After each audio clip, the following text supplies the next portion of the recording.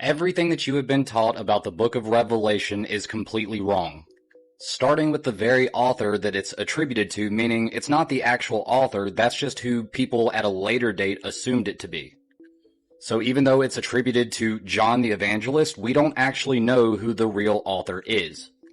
In fact, I think that John of Patmos is an encoded message about who the actual author is. So the name John comes from the Hebrew word Yechanan, which essentially means God has shown favor. And Patmos is not just a place, but it also is a word that means trampled, subdued, crumbled, or place of roads serpentine.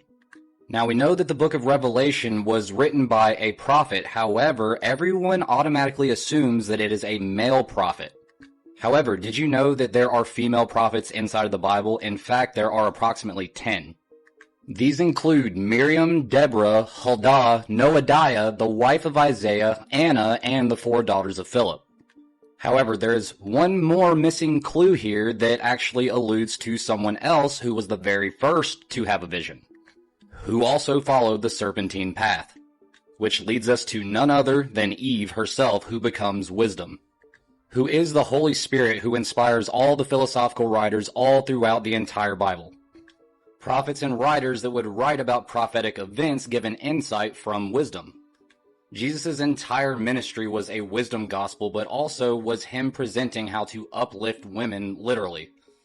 And there was only one female disciple who never doubted any of his teachings, never questioned anything that he said, and kept the faith all the way to the cross.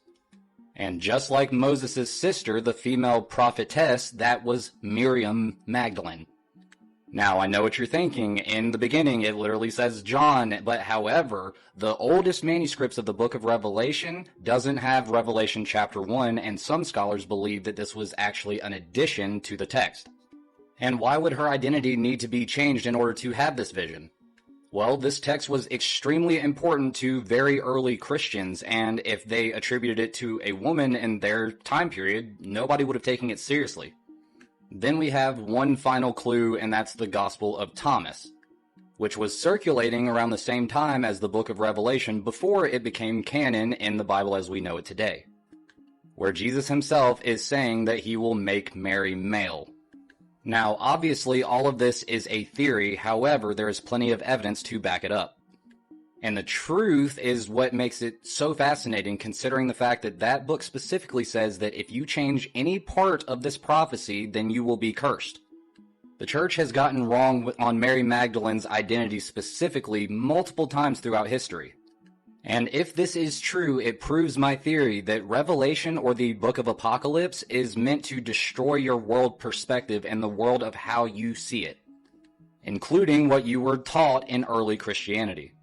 So what if the church not only completely rendered Mary Magdalene's identity and entire story, but what if they even changed aspects of the book of Revelation itself? Imagine a world where Jesus was teaching his disciples on how to become prophets and apostles, including women. That would shatter the entire foundation of everything we thought we knew about fundamental Orthodox Christianity. Let me know what you guys think down. When a woman is wise, when she has the gift of actual prophecy for real, men will demonize her, and she will become a 304. Now, we're talking about Mary Magdalene, but even if we were to say courtesans, they were richer than quite a few men, but it's easy to say, oh no, she just was a woman who laid on her back, when she was the one who was advising war plans. Even in my personal experience in this particular lifetime, it is easier for men to believe a man is with me physically or romantically or in an intimate way than for them to believe that I'm advising this man and we are completely platonic. Misogyny is alive and well. From 60-year-olds to people in their 30s. I met someone and he said, well, you're a woman, I can't value your opinion. And he literally thought I would date him. How unfortunate. Women are suppressed.